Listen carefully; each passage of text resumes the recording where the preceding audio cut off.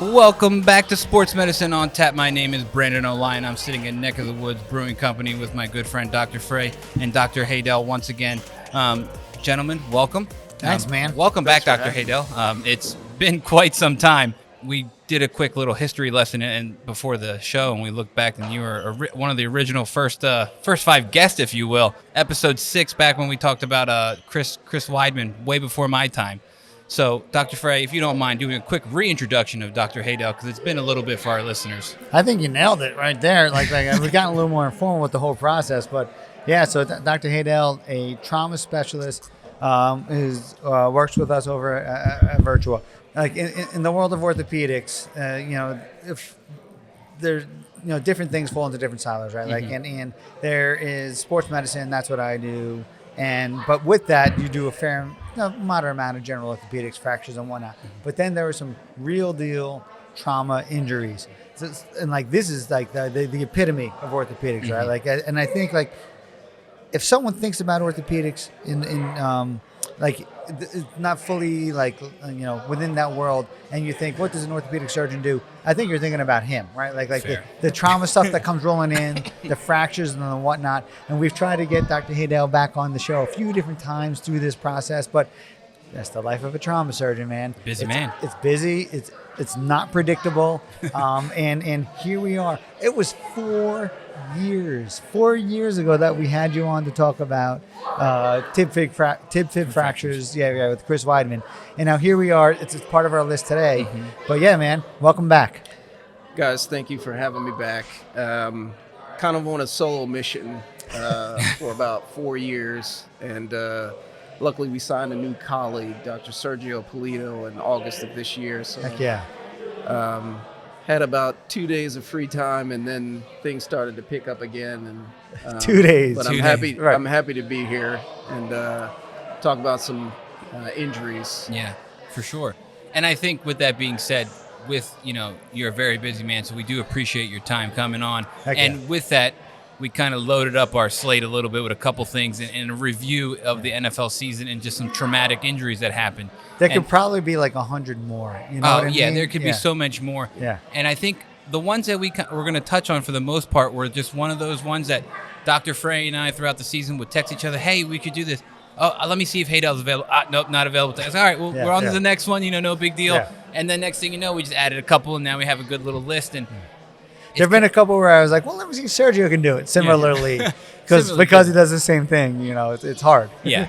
And it's one of those things, I think it's a credit to your, niche, if you will, in the world of orthopedics. It's like, no one plans to break these bones. No one plans for this trauma to happen, but they need these people like you on the ready to get these things taken care of. It's funny. I would say lots of times as I went through this process and, like residency, figuring it out and whatnot, and even talking to people now who are thinking about going into orthopedics or in orthopedics and trying to figure out what they want to do, I would say kind of like I think trauma is the most fun you can have in orthopedics, but it comes with a price, right? And without question, like you have to be willing to give up a certain part of yourself, a certain part of your life to be able to do some of the incredible stuff that you do. So, but yeah, thank you. Yeah. No problem. Happy to help. Yeah. So, again, amongst trauma surgeon and other things, Virtua Orthopedics and Spine has you covered from like a multitude of things like we just mentioned. They have you covered from runner's knee to dog walker's hip to yard work back and laptop wrist. They have a doc for that. So find the right specialist for you at virtua.org/ortho. So just wanted to give a quick shout out to one of our sponsors before we go into tonight's episode, if you will. And I think we'll kind of do it in just going down my list here. And just the most recent injury that we can talk about is right from this year's playoffs, right in the divisional round with the Detroit Lions, who unfortunately came really short of their season expectations. That they were kind of like the team to beat in the NFC, and everyone thought that they were going to go all the way. Right. So there was high hopes of the Super Bowl, which I'm going to touch on later about them trying to make the Super Bowl into something else. But so one of their cornerbacks, Amik Robertson, was injured on the 18th of January against the Washington Commanders in that divisional game. He went to go ahead and make a tackle, and his arm was on the opponent. I believe it was Terry McLaurin, if I'm not mistaken, and his arm was kind of stuck there, and one of his teammates went to assist in the tackle and just went right into the middle of his top of his arm or his humerus, and it kind of went down like a wet noodle, and right away you could tell there was a major deformity there. So sort of an relatively uncommon injury to see happen in the Yeah. world of sports. For sure. You know what I mean? It just I don't know. Why do you think this one particular injury happened to this guy at this particular time?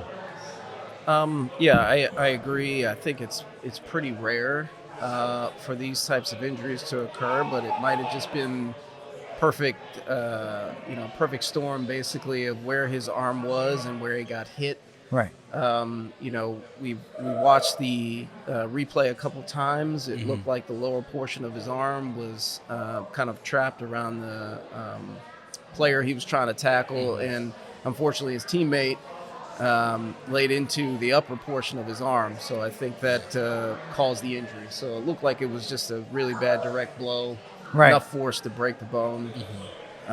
Assuming that it's mid-shaft, probably at the point of contact. Yeah. And we don't know, right? Yeah. We don't have access to his medical charts, and we do the disclaimer every time. Yeah. We're not actually speaking about his injury. It's just a launching pad for us to talk about these types of injuries. Correct. But I Yeah. think in watching it, we're gonna assume it was a mid-shaft humerus fracture and kind of discuss what to do with those particular injuries. Yeah, I mean, I think out of humeral shaft fractures, mid shaft is probably the most common. So Right.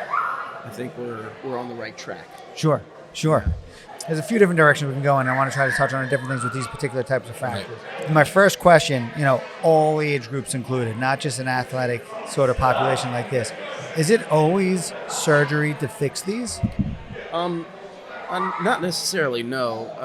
I would say that the distribution is what we would call bimodal, meaning it can happen in younger people and it can happen in older people. Now, I would say my practice has a large geriatric population, and it is probably one of the more common injuries to see, and more so the upper third of the bone. Right. And usually results from a ground level fall. So you can have these injuries from a very low energy mechanism to something that's a lot higher, such as a direct blow in a football game. Right. Or a car accident. I would say that that's probably the second most common I would think, for sure. mechanism. And they're frequently fairly high velocity injuries, like you're saying, like the Right. car accident. Yeah. Typically in the younger patients, you need a lot more force to break a bone because the quality of the bone is a lot better in a younger patient. Right. So obviously more force is needed. Right.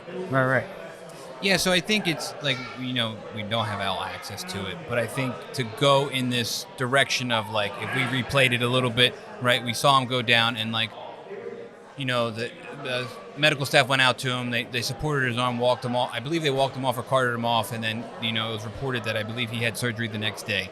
What is something from, at least from my standpoint, right? Like if I see this on the field, I'm going to try to splint it and do whatever and then just package it essentially and ship it to you in the best way possible.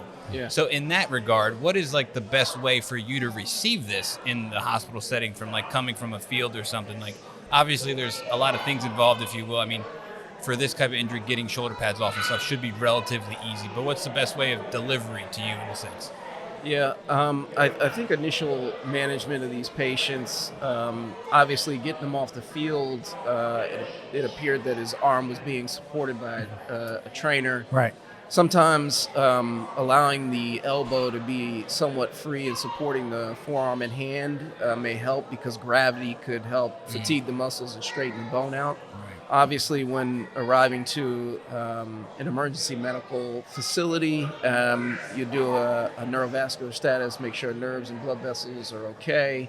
Any one particular nerve at risk with the midshaft? Usually radial nerve injuries because it sits on the back of the bone directly. So if there's a tremendous amount of force or angulation, that nerve can get injured. It's usually a stretch injury. Okay. And the result of that nerve injury would be, a number of things, but most commonly the loss of wrist and finger extension and some numbness in the back of the hand near the back of the thumb. Yeah.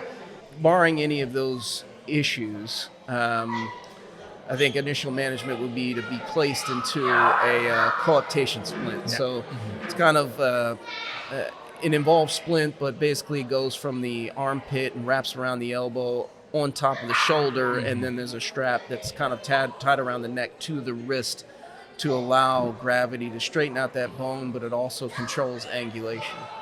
So that's usually the initial management for these patients. And then, an orthopedic evaluation will take place, and treatment, is pursued from there. As a trauma guy, so all right, you get patient comes in, they get into their C splint, the coaptation splint. Hopefully, the angulations begin to surely work its way down. I got to tell you, in my days in private practice, before I was in a big group and had a trauma guy, so readily available, if this walked in the office coming to see me, I'm slapping on a Sarmiento brace. Is there still especially in an older population, is there still a role? Is that a reasonably common thing to do? And what is that? And what's the sort of the logic behind it? It's a good question. And I'm probably getting in the weeds, but then we'll get to the more important stuff after that. I think this is a big part of the treatment process and Right. going through that algorithm. So when I was in fellowship in 2011, non-operative management was probably the gold standard. Right. A lot of these we would treat in a Sarmiento brace, which is basically it's kind of an outer plastic shell with padding on the inside, and it's two pieces, and it's like a clamshell. And basically it compresses the muscles, so the muscles act as an internal splint every time they contract. So it keeps the bone aligned in that manner. So I would say that most patients were treated in this way, whether it was mid-shaft, proximal third, or distal third near the elbow. Something that I noticed early on in my practice is that, number one, patients are not really fond of that treatment method. It's torture. It's torture for the patient. I always hated it when they walked in. And especially, some of these Sarmiento braces are just the two pieces, but if you have a fracture that's higher, there's like a cuff that goes over the shoulder. It's really hard to control. So you have to immobilize the shoulder. And sometimes when they're near the elbow, they're almost impossible to control because the brace starts digging into the elbow, and it's just, you get elbow stiffness, you get shoulder stiffness. So, and they sometimes even get like skin breakdown and all this other crazy stuff. Yeah. It's a very hard management for a lot of people. Yeah. So I started, early on, I started to fix them, and I didn't really have much evidence to support that treatment plan, but just my experience with these patients, they seem to be doing a lot better by fixing them. Yeah. They get fixed. They have basically an internal splint. And we'll talk about that soon. But they're allowed to move their shoulder and their elbow pretty quickly, and in some cases, start weight bearing pretty early. Right. If they have a lower extremity injury in which they need to weight bear on their arms, depending on fracture pattern and how you fix it, they could weight bear on their arm. Yeah. So I think some of this newer literature was starting to emerge when I was early in practice, and now I think the pendulum has shifted more towards an operative treatment plan depending on your patient characteristics. Right. I mean, honestly, that makes a lot of sense. And I remember trying to treat some of these and being like, ugh, this is really rough for this person. Right. But It's rough on both of you. Where's that? Yeah, no joke. Everyone's stressed out about it, right? And I'm almost glad to hear it that the pendulum has swung, because it does make a lot of sense to go that other way, to go the surgical route and whatnot. Yeah, for sure. I'm telling you, it's kind of like where clavicle fractures went. Right. When I was in med school and in residency, to fix a clavicle fracture was very rare. Right. The thing had to be open, or there had to be some other problem going on. Really dramatic. Yeah. Right. And that pendulum has swung to an operative, side, and then it swings back, and so it's basically controversial still. And I think the humerus fractures have fallen into that bucket too. Sure.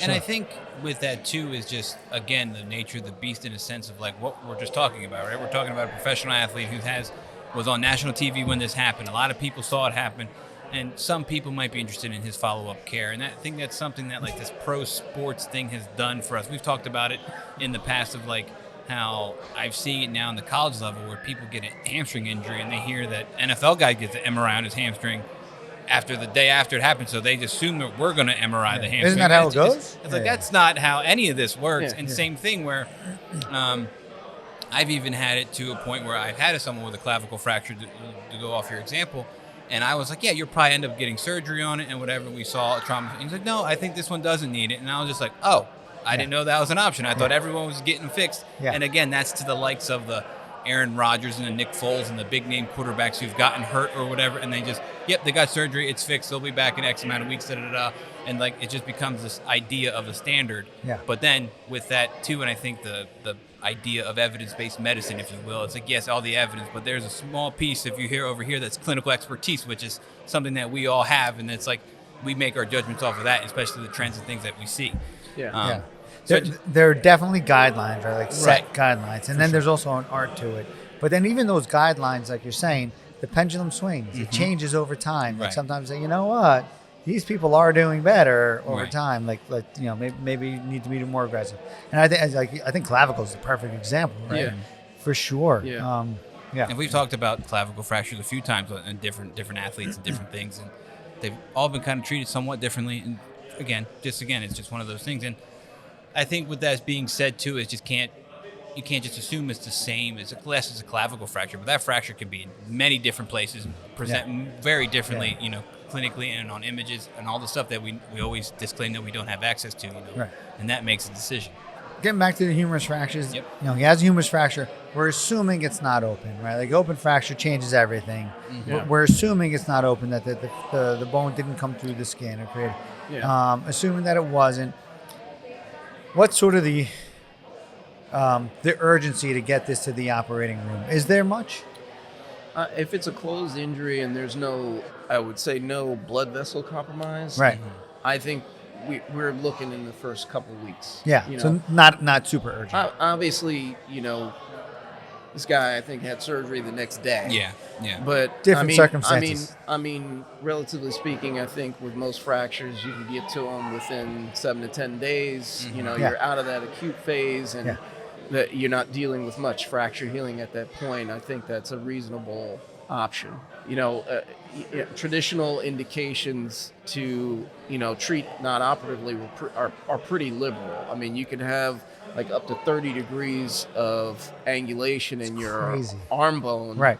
towards the midline of the body. Yeah. If it's pointing away from the body, that's a different story, because then your elbow mechanics are altered quite a bit. You can't reach your body, but Right. inward bending towards the body 30 degrees, you can have up to like 20 degrees rotational difference, and that's because your shoulder can accommodate a lot of Isn't that rotational amazing? deformity, That's pretty impressive.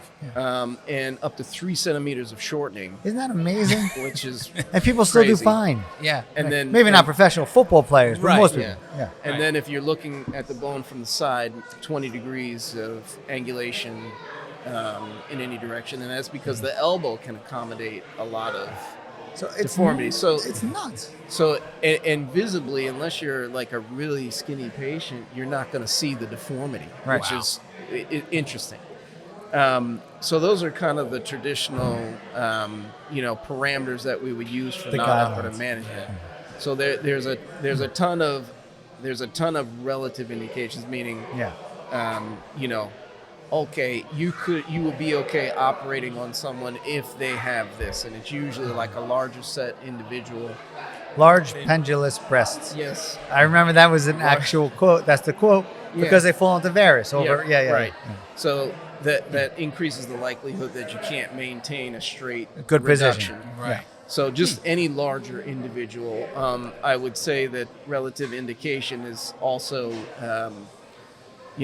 occupation.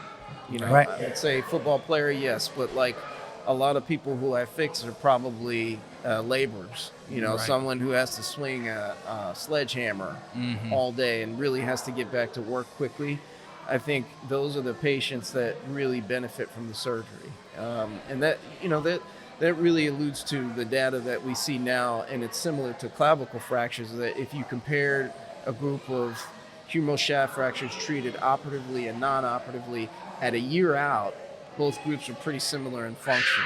Yeah. But in that first 3 months, Yeah. you're going to see a huge jump in activity in the patients who are fixed. I believe that wholeheartedly. Yeah. I mean, for sure. I've had patients who I fixed, and 2 weeks later they come in, and I don't recommend this, but they come in and say, "Oh yeah, I was outside, I mowed my lawn, I did all this stuff," and I'm just like, Oh man. but Yeah. but he did fantastic. By 6 weeks, he was like Right. good as new. But I would say that that's an exception, Yeah. exceptional result. But I would say most patients who get fixed are doing a Better lot more better. quickly. Yeah, a lot better in that first 3 months than someone who is non-operative because they can move faster. We joked around a little bit about this right before we started, before we hit play or record, right?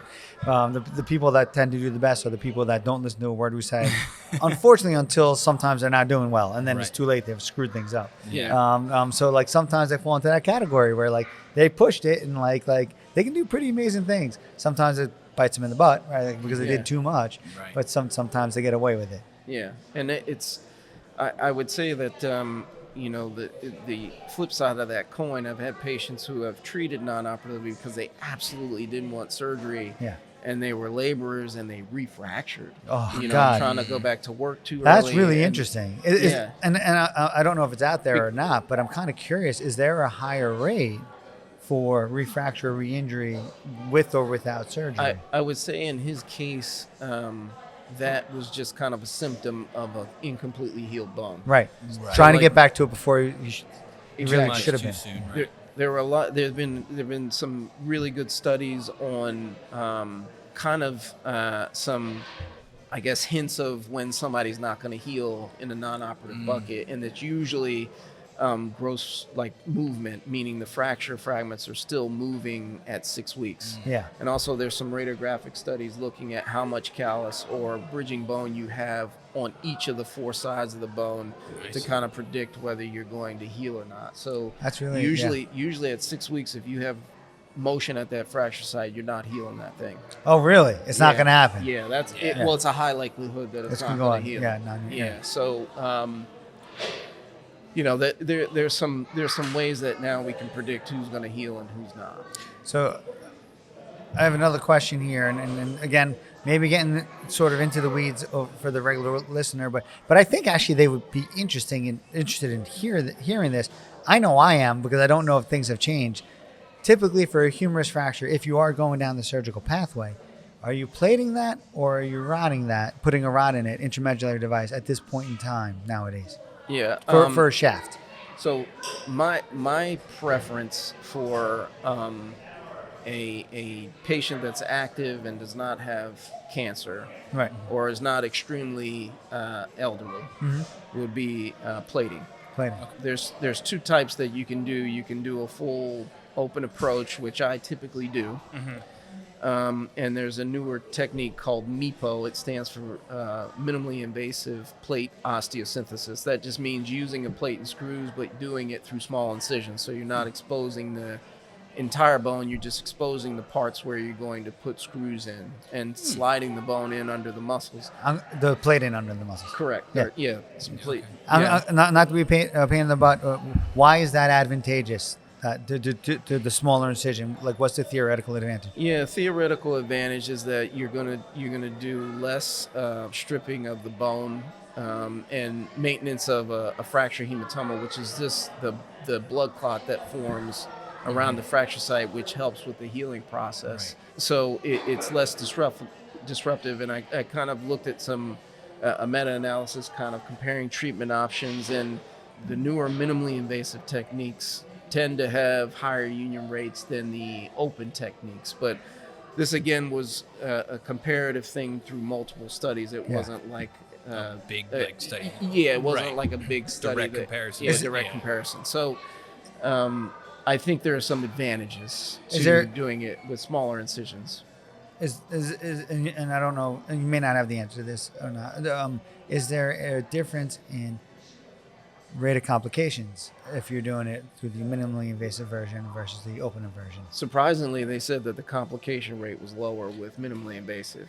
Makes a lot of sense. I can see how that I can see how that can happen, especially through an anterior approach. Right.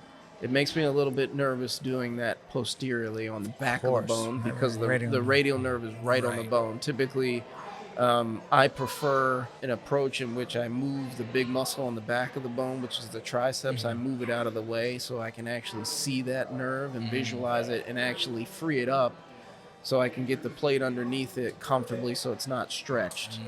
Because that usually is what causes the radial nerve palsy that we were talking about before. I prefer to send it to Chris so that he can do that, yeah, so I don't like have to you know pucker. exactly what you're doing. I'm not messing with that one. But I've seen other surgeons do that approach on the back of the arm by just splitting the triceps muscle and finding the nerve within the muscle belly and sliding that plate underneath the muscle. Right.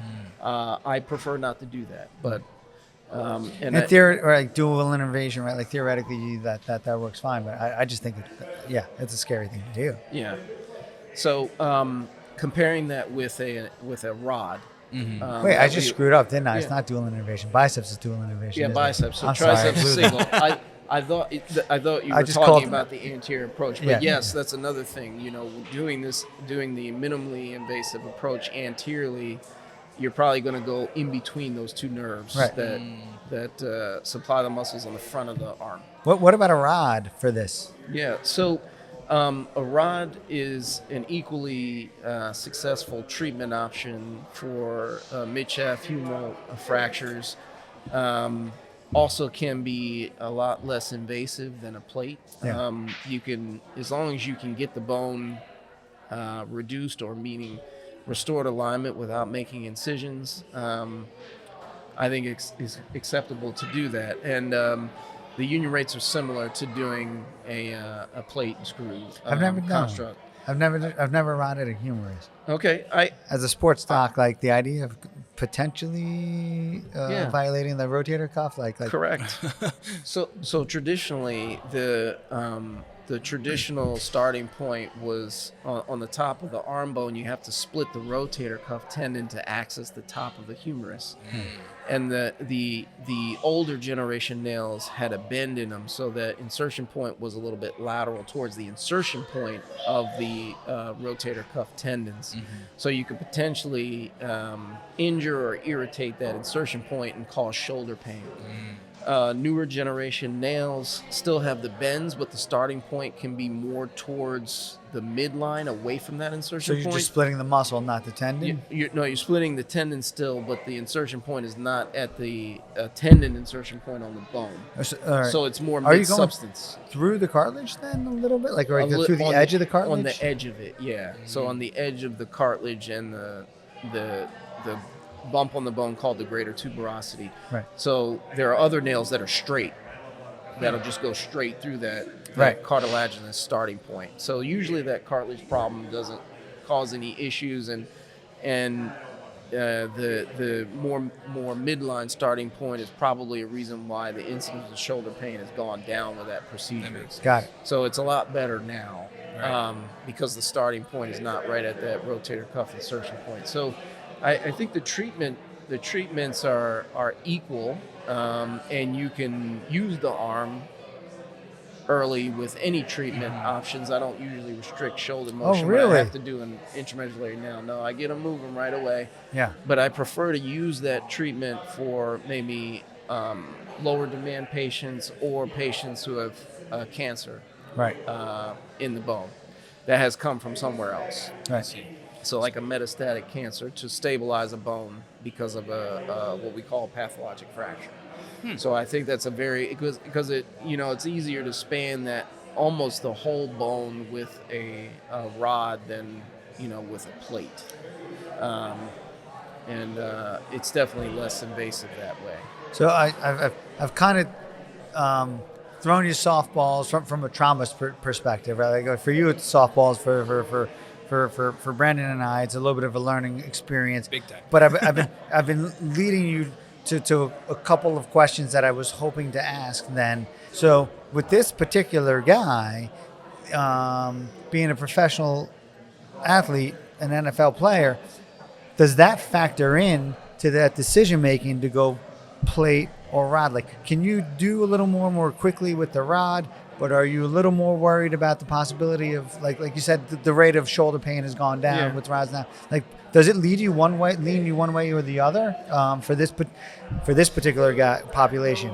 I and it really depends on fracture pattern, Right. I think. And I think comfort level of the surgeon, but I would say probably for a professional athlete, you would want rigid fixation, Right.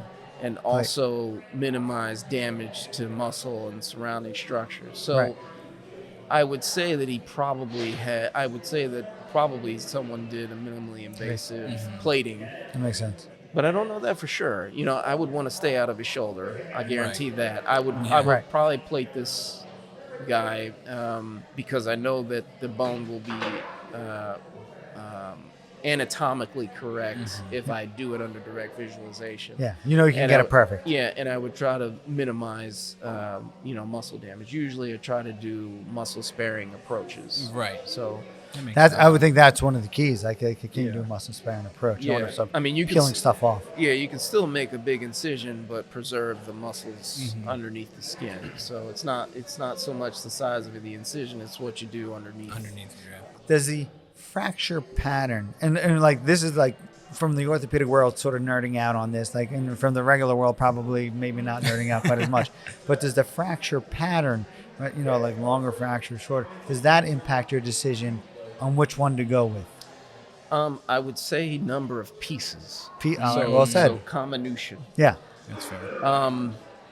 At my previous job, I treated a lot of patients who had ballistic injuries, so gunshot wounds. Yeah. Most of them low velocity, but nonetheless, when a bone is struck by a bullet, Yeah. it really creates a lot of pieces. So low velocity being like a handgun versus like a rifle, is that sort of what you mean? Or? So low velocity, I believe, means that the bullet is traveling less than 2,000 meters per second. I think that's what That's that the cutoff. means. Yeah. Yeah. So Didn't know a bullet so would ever be low. That's low exactly velocity, my you know what I point. mean? Right, Like, right, right. So you're talking mainly the difference is essentially, usually a handgun, Shotgun, not although it's spread out. non-automatic, semi-automatic weapons, but wartime injuries. Those are all high velocity, Very different. high Right. caliber that makes sense. bullets.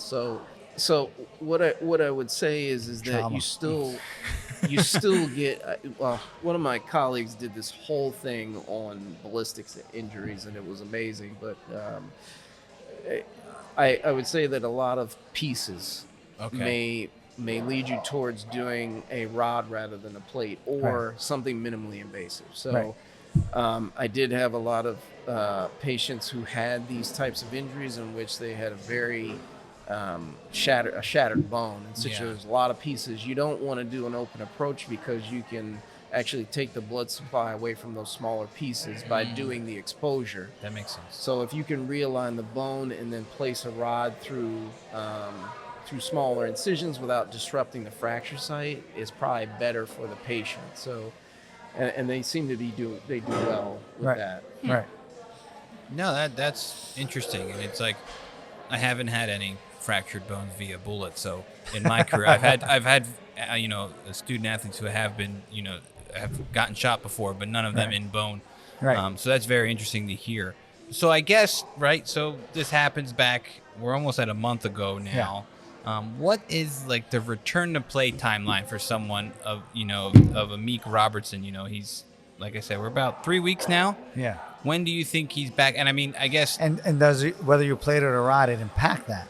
right, like treatment option, option A or B, if you will, the plate versus the rod, and like how that affects his return to play timeline. So But in general, in general, yeah. what would you anticipate him being able to get back to return to play?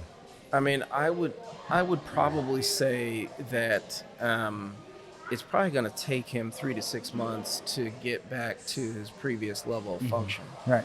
I would say that the bone is going to be well on its way to healing around 6 weeks with any type of surgery, as long as it's done well.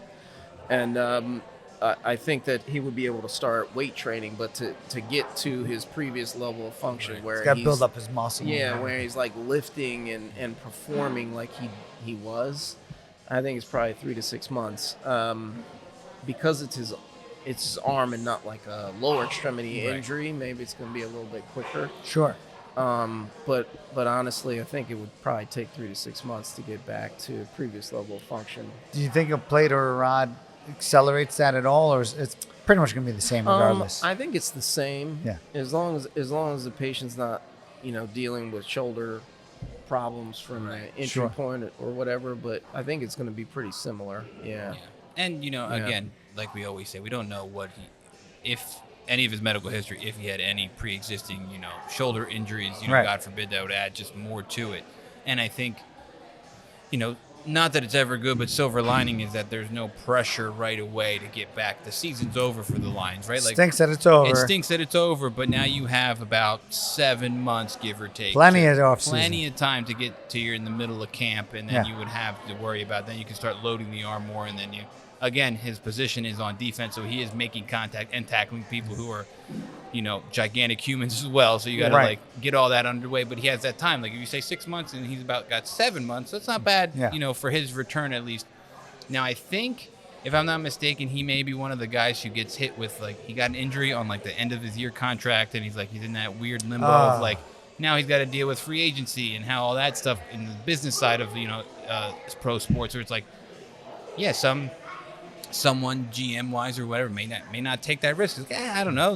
They could even, I don't know how it works, but as a GM, if you do any quasi bad research or not, you see a research article that says it doesn't do so well, they're like, okay, we're not going to. You're less inclined to spend. You're not going to invest in this guy because he's going to have a high risk of this happening again, and he's a starter for you, and you're going to waste your time and money, and then you might move on to somebody else, and that's where it's just the business side of things, how medical decisions and all that kind of ties into a big circle when he makes these decisions for these young guys. It's amazing that it worked out timing-wise like that, and it brings up a great question. There are certainly injuries that we treat where we hope to get you back to your same level of play, but we don't always. And the number, sometimes the number is high that we're going to get you back there. Sometimes the number is moderate. Sometimes the number is it's low. There's probably going to be a little bit of a drop-off. Do you think with this particular injury, as when he is fully recovered, regardless of how we got him there, is it something that you expect him to be back at the same level of play? And is there a higher risk of re-injury for this particular guy? I think as long as the bone heals, he can return to previous level of function without setback. That would have been my expectation as well. Yeah. Frequently, fracture work. That's how it goes. Right? Yeah, I mean, especially for a mid-shaft humerus fracture. Right. The bone's straight.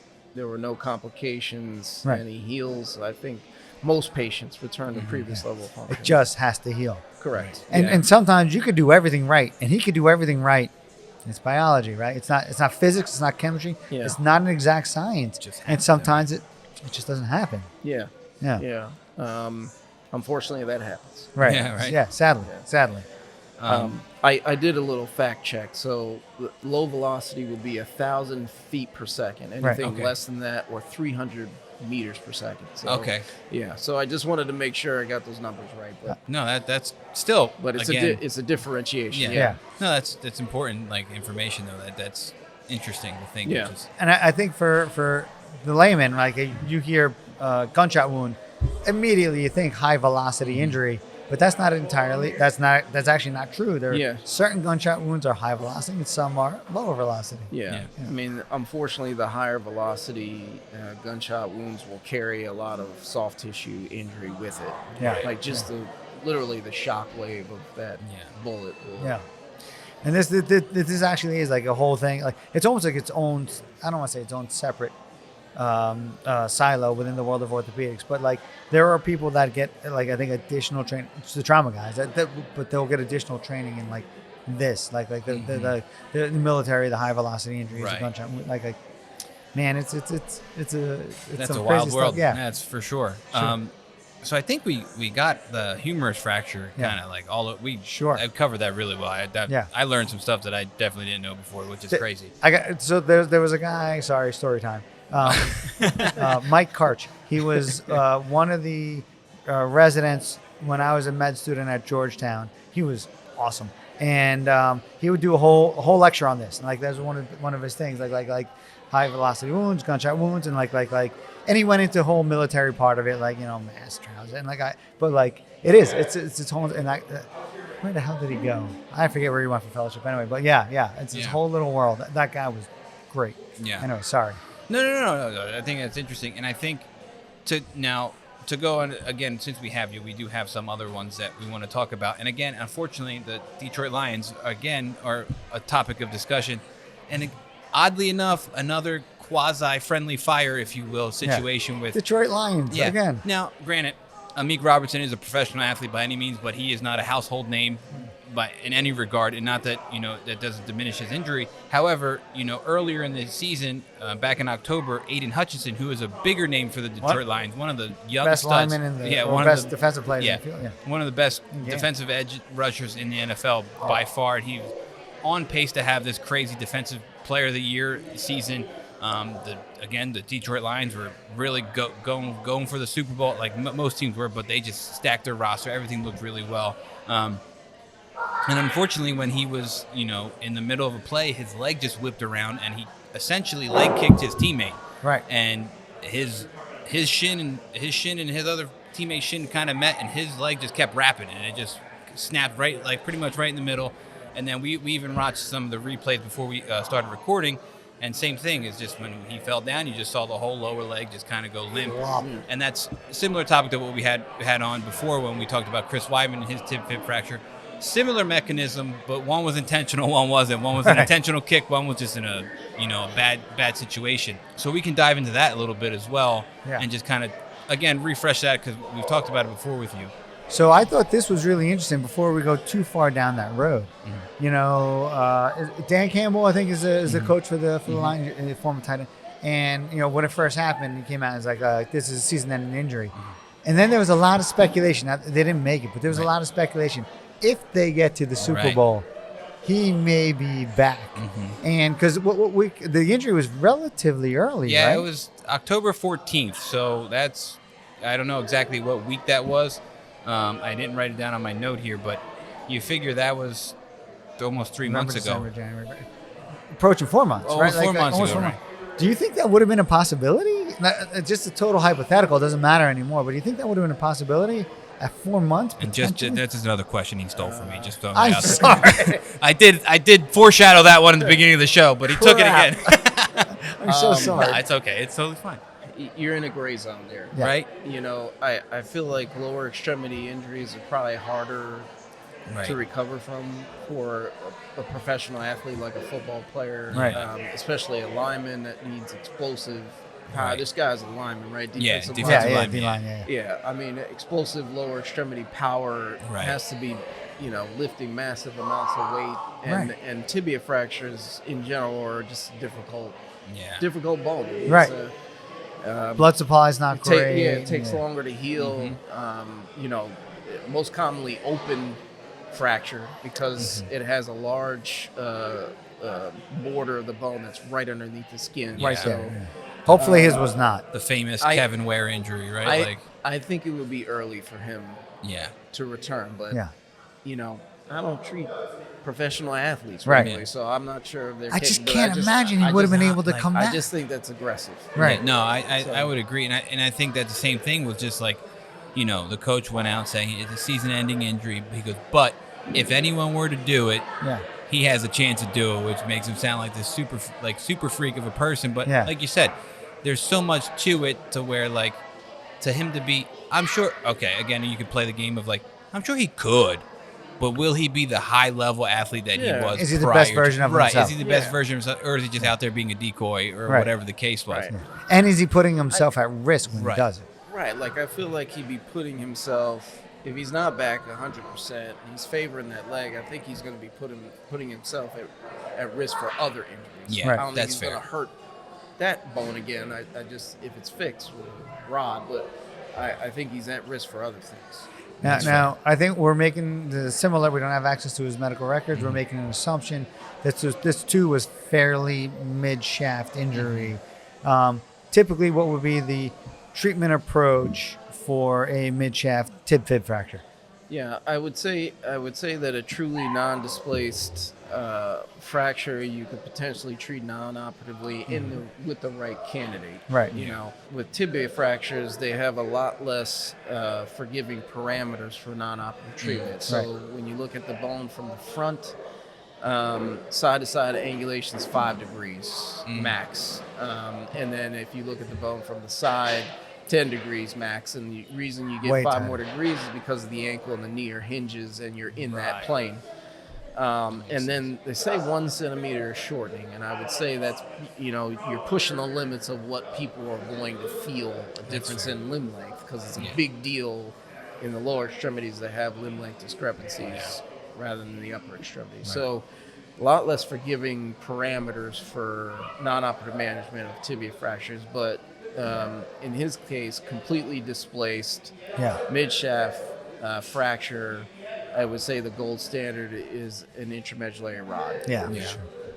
And I think with that too, in regards to leg length, like you don't want someone who's trying to be a professional athlete have a leg length discrepancy, and then Correct. yeah, his tibia is nice and strong, but now his low back, his hip, his this, his that is all bothering him, and he doesn't return to that high level athlete that he was. And again, this is someone who's arguably one of the best people at his position in the entire football league. So it's like Right. important that he gets back to exactly how he was or close to it. I'm not going to get into the details of like the different approaches to the rods here, because I think then we are really getting into the weeds too much. It is, we were talking about fib fracture, both of them. Do you just fix the tibia? Do you do anything for the fibula? And sort of, is there a defining line like that would indicate like, yeah, we got to do something for the fibula being the small bone of the leg, that this also needs to be addressed? It's a good question. Typically with mid-shaft injuries, I would say when you have a mid-shaft tibia fracture and a fibula fracture, probably from the head of the fibula to, the distal third, I think typically non-operative management for the fibula shaft Leave it be. is okay. Yeah. Okay. The tibia takes on about 80 to 90% of the weight of the limb, so the fibula is not really contributing to the weight-bearing load. Right. I would say the caveat to that are those distal fibula fractures that are near the ankle joint, Right. in which there may be a suspected twisting injury. I see. His injury, it appeared that it was kind of like a direct blow. Right. Not so much a plant and twist injury that may affect the stability of the ankle joint. So in the instances where the tibia shaft has a concomitant or simultaneous ankle injury that's unstable, fixing the fibula is probably best to restore stability to the ankle. Yeah, that makes sense. I would say those, when you get into the distal third tibia shaft fractures, a relative indication is to fix the fibula at the same time. I typically do that. You do, Even because if you're a the- trauma guy. Well, even if the ankle, It's amazing. even if the ankle joint is stable, my position on those distal third fractures is that if you can fix that fibula in an anatomic position, it provides Strut? stability Yeah. to that fracture. There was some speculation as to whether fixing the fibula could cause a tibia non-union. That has been borne out to be false. Okay. Okay. It actually helps with stability Right. of the construct if it's Yeah. done correctly and your alignment is appropriate. Yeah. And I think it can allow, it probably helps with the earlier weight bearing process because you have stability in both bones near Right. the ankle joint. So That makes sense. it's my preference to fix both, especially in the distal third injuries. Now I'm getting nitpicky here. So you have one, you're going to fix both. Which one do you do first? Usually I'll do the simple pattern first. So say your tibia is a simple fracture pattern, 2 pieces that you can get lined up even with a clamp through small incisions. You're not even doing a formal approach. You just make 2 small incisions and put a clamp on the bone and realign it. I'll go after the tibia first because you get that tibia lined up, usually the fibula straightens out. Right. So and vice versa. So if the fibula is a simple fracture pattern and you can reliably restore the length of that bone, your tibia fracture should be fairly lined up. It just needs fine tuning. That's I would say so. the best answer I've heard to date. Yeah, Yeah, yeah, yeah. I would usually Yeah, that go makes a lot of after the sense. fracture that has less pieces. Yeah. If they're both hosed, then you just kind of have to Oh. you have to use your better judgment and some radiographic signs, that you have things lined up. But simple fracture, go after that first. At least for the tibia, we're talking about rotting. Is there any role for plates down there in the lower leg? I mean, there are rules. I would say that the indications for IM nails have expanded quite a bit. There's a technique called extreme nailing in which we're treating fractures at the top of the tibia and at the very bottom of the tibia, even with fractures that extend into the joint surface of the tibia with IM nails because they're less invasive. Wow. That is a change from at least when I was going through training. So piecing together the joint surface of the end of the shin bone or the top, and then with screws or small plates, and then using a rod to stabilize the main fracture line. It's because plates down there are surface plates. There's not a lot of muscle at the end of the tibia. A lot of it is just tendons and skin. Yeah. So some of those plates are truly subcutaneous or Yeah. right underneath the skin. They cause irritation. Plus, they're higher prone of infection when you have a surface implant. So especially when something is really damaged near the joint. So if you can get a rod in there, that would probably be helpful. I have done some fractures at the end of the shin bone in which the joint surface was involved, but I still used a rod because of those reasons. And I think it depends on skill and comfort level of the surgeon and how well you feel you can get that bone realigned, but possible. Yeah. I would just say that midshaft fractures are rarely treated by plates because they're more invasive. Typically, you cannot weight bear on them. Right. And I think rods for lower extremity long bones are ideal. Yeah, yeah, and that was part of like traditional training, way back when, a million years ago when I was going through it as well. Typically you rod a lower extremity, you plate the upper extremities, and then there are definitely exceptions and different strategies and subtleties to each one. But I'm glad to hear at least that sort of generally holds true. Right. But yeah, like amazing. The more the periarticular, right around the fracture, kind of at the extreme, right around the joints, at the extremes of the bone. At the very top and at the very bottom. I did always think you kind of, then you tend back more towards a plate where you can try to put things. And I'm like, it's amazing that you're rotting those as well.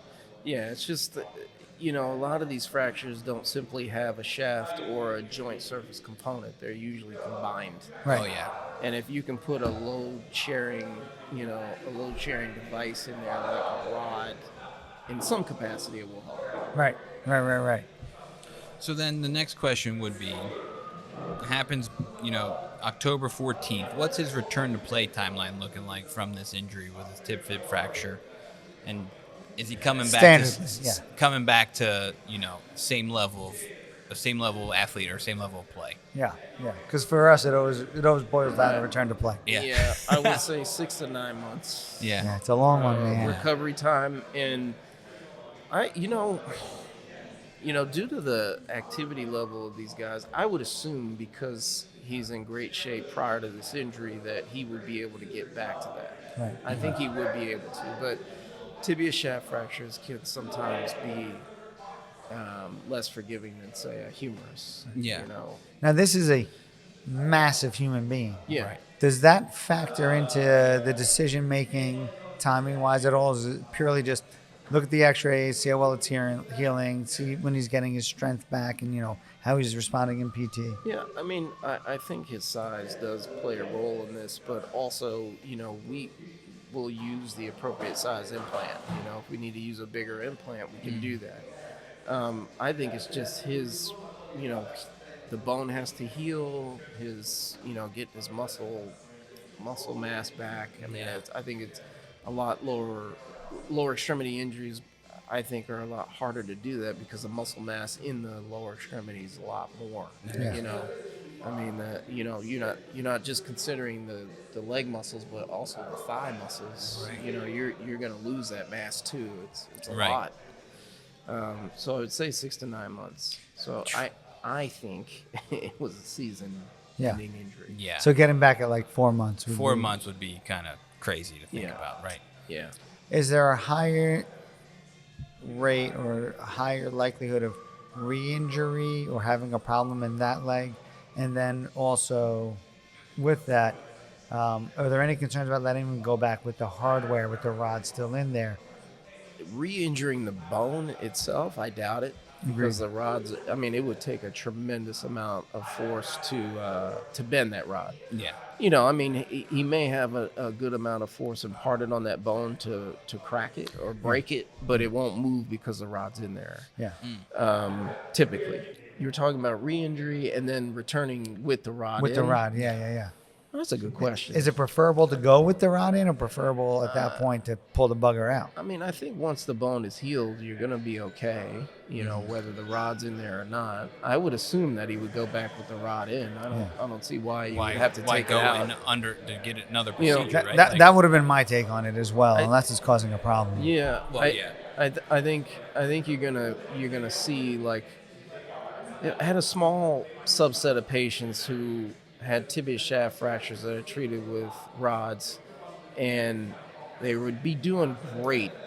And then around the 8 or 9 month mark, maybe sometimes earlier, once the bone heals, they would start getting this vague pain, and it really wouldn't respond to anything. And then, you know, my last resort would be to remove the rod. Yeah. And once the rod came out, they got better.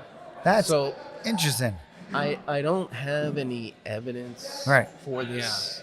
I wonder why that is. Conclusion, but I'm thinking that because the rod is so stiff, that it's just too stiff to be in the bone, and that mismatch of stiffness is causing discomfort in some That sort. makes sense. Yeah. So once- the bone once- does have some flexibility. yeah. If you Yeah, know, like it's made of, it has water in it, so it is Right. it is somewhat, you know, elastic. You Right. know, it's not much, but it's not titanium. Yeah. So, Right. So I think, you know, titanium is what we have the closest match to the bone's stiffness, but it's a lot stiffer. So I think that mismatch can cause pain, but I don't know of any study that actually looked at that. But And then when you pull the rod out, again, anecdotal, right? Like Yeah. like you know, single surgeon experience. When you pull the rod out, oftentimes that pain, that discomfort. it usually gets better. if that's what it is, it usually gets better fairly quickly. You know, like any type of hardware irritation, if that is the thing, Yeah. it usually gets better. The problem is that the cited rate of patients getting better from hardware removal is about 50%. So That's not Yeah. spectacular. No, it's not what you want when It's you're not. So, his position, at least. so it's usually a last resort, Yeah. unless you can physically put your finger on the hardware Right. underneath the skin and it's causing pain. And that's a good indicator. Yeah, Like, yeah. like, all right, it might Yeah, be but this. that part, something that's inside the bone, it's hard to say, but it's usually like vague symptoms. You know? Now, quarterback, terrible, open. Alex Smith. Alex And, Smith. Yeah. Theismann, Joe Theismann, right? Well, Joe Theismann was the yeah. classic, and Alex Oh, yeah. Smith is like the more recent version of Yeah. that. So very different story, right? Got infected, like the whole thing and everything like that. Assuming you don't have those troubles, and assuming Aidan Hutchinson did not have all of those issues, otherwise we probably would have heard about it. Right. Do you think most of these guys will get back to that same level? Are the knee stiffness or ankle stiffness, are those potential issues or anything like that? Or I would in say- general, you're okay? I would say the most common problem with tibia nails is probably knee pain, Yeah. because of the entry point of the nail. Right. And an approach doesn't usually affect that. Right. Um, Oh, really? you know, yeah. Like super patella versus and like using the little thing to protect it. Because the entry point is typically the same. Right. So it doesn't. They've done studies on the incidence of It's just knee easier pains for the using- surgeon. Correct. I'm serious. It really Yeah. is like super patella. Yeah. I mean, I think it's just a matter of where the rod goes inside the bone. Right. We're really getting into the weeds here. Most people no. could care less about that. No, but it is interesting. Just those little factors of things that matter. Up to 75% of patients who have tibia nails can have some sort of nagging knee pain. Usually it goes away, but 75% usually is the most common thing with tibia nails. Right. Yeah, I just think, it's something to look at going forward with his career. He's still young. He's got like a lot of left, a lot of money to be made, if you will, if you think about it from that aspect.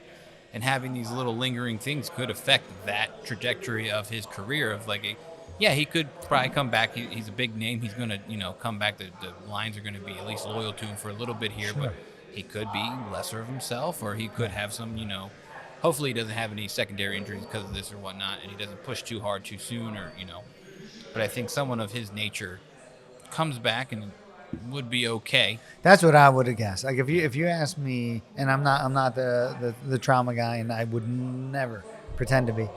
But if you ask, like, my gut is that he does get back to the same level of play. I think he'll be okay. Right. Yeah. I mean, the last time you came on, we talked about Chris Weidman. He went back to kicking people. So I mean, if that happens, all right, I would imagine he can go back to playing some football without that being as normal. I mean, Alex Smith. Went back. He did. Right. And he had every complication. Definitely not the same level of play. I don't think it's same level of play, but he was playing, and he had muscle that taken was out really bad because of his infection. So I think it comes down to a lot of it is resources. Yeah, that's fair.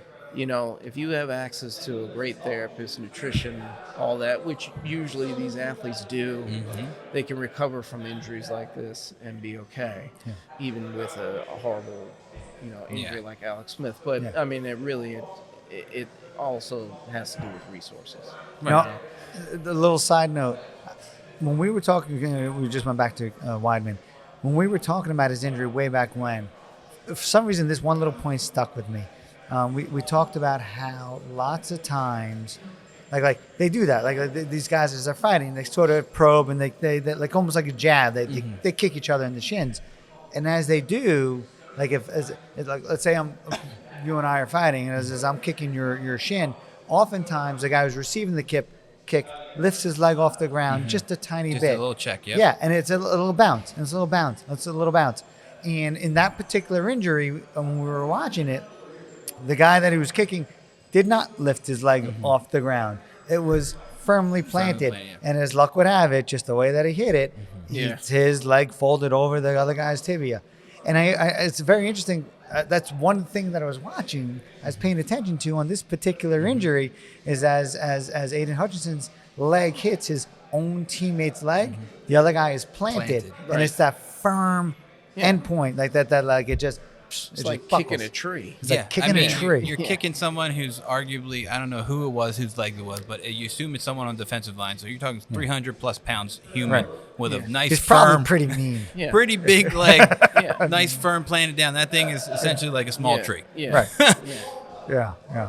Man, it's just unfortunate, right? Like just bad timing, random luck. And I mean, that's what it is. And I think these kind of things like add up. Like I think Aidan Hutchinson doesn't get hurt. The Lions season looks a little different. Isn't that nuts? Like, as good as they were despite the injuries, could you imagine? He got hurt all the way back in October, and they still did great. And that defense was like a mash unit. Like there were a lot of injuries on that defense, and still they were pretty impressive. As living in this area again, I'm a Steeler fan. My NFC adopted team would be the Eagles, but.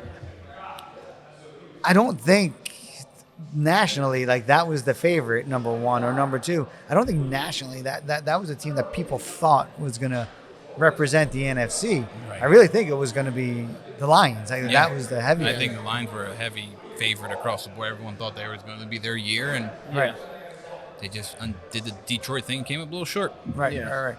I saw a pretty funny thing where there was like a map, and it was like nationally, who's everybody rooting for? And then over Kansas City, there's the Chiefs, and over Philadelphia, there's the Eagles, and then the rest of the country was like waiting for baseball. Yeah. Classic. Right. Did we want to talk at all about Paulson? I don't even. Adebo. I mean, we can. I mean, I think we're deep into this episode for tonight. I mean, we really ripped it. We went for it, and I think those things that we talked about were more prominent in this Paulson Adebo injury. Briefly, I'll go over the I don't think we need to go deep into it, but we can just talk about it, what we were talking about pre-show. Just another one of those traumatic injuries this year in the NFL. Paulson Adebo, quarterback from the New Orleans Saints, during a Thursday night football game in October 17th of this year. He fractured his femur, which is just rare to see across the board. Like, you don't see that very often. He just went to go make a tackle. We watched a video before we started, and just like it seemed like his right leg was in a bad spot, bad time, and he got kind of like caught up in the backside of. Looked like nothing. Looked like it really looked unimpressive. I watched the video like 20 times throughout the day, and I couldn't get like something. I was like, oh, that makes sense why it happened. Sure enough, fractured his femur. Went ahead, had surgery, and just some basic articles, if you will. I'll ask you the one question of a breakdown, just based off I think the article came out the day after it happened, so October 18th. It reported that he had surgery, and then they were saying that he's probably looking at like a 4 to 5 month recovery. So what do you think about that timeline? Without going all super deep in all the treatment stuff, just in general. I know I would have said longer. What are your thoughts? I think I would say, again, 6 to 9 months. Yeah. Maybe on the shorter side because, femur fractures heal a lot better than tibia fractures. Do they really? I think so because of the abundant muscles around it. So it has a very better good support system. I take that back. For every patient I ever told that femur fractures are the slowest healing fractures. No, it's definitely the Sorry, tibia. folks. So, I know. Sorry, guys. So the femur has a good blood supply. Yeah. So I think it's going to heal a little faster. I just think, it maybe on the shorter side of that 6 to 9 months instead of 4 to 5, 4 to 6. I think that's possible. Just because of that factor. Right. And it also depends on what type of fracture he had. And I at least think for these last two guys that we've talked about, they both got hurt within a couple days of each other. They both got hurt in the month of October, so it's looking like almost give or take without the exact deadline, but it's about 10 months till camp. Yeah. You know what I mean? So I think that timeline favors them in regards to what you're saying tonight. And then you don't push that number, like you don't push that envelope for a professional sports team if you're not, like there's nothing happening until camp. And obviously he has to train and get ready. Yeah. But let him go slow. Yeah, you take him slowly into camp and reintegrate him slowly so you don't get hurt in camp or anything like that, and you can have him come back pretty quick in regards into this next season. And you wouldn't really miss too much of a beat in that regard. So I've got a question for you. Yeah. And this, you may not have the answer to this one. It actually sort of lends itself, I think, a lot more to the sports world. But maybe you've had some exposure or experience.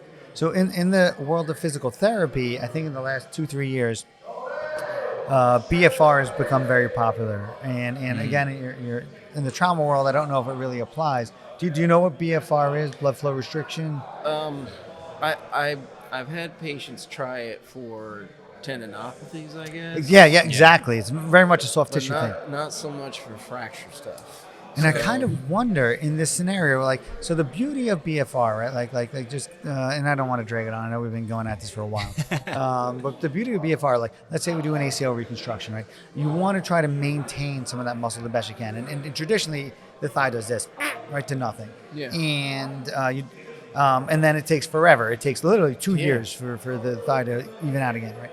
And so with BFR, you can sort of challenge the muscle without stressing the graft. So you put a tourniquet on the thigh, and so there's no blood flow getting to the thigh, and you do very simple exercises, and it's like you're in a dead sprint. It's like you're squatting, and you're putting it into that same sort of anabolic state, right? Okay. And without actually putting stress across it. So you're cheating the system. It's not the best workout mechanism overall if everything's working, but for the time being, it helps you try to maintain your muscles a little bit. So it's a stretch. It's a little bit of a reach here because I know it's not really in your world, but do you think there's a role for that for these guys to try not to lose as much during the recovery process, so on the other end they can get it back more quickly or gain more quickly? Maybe.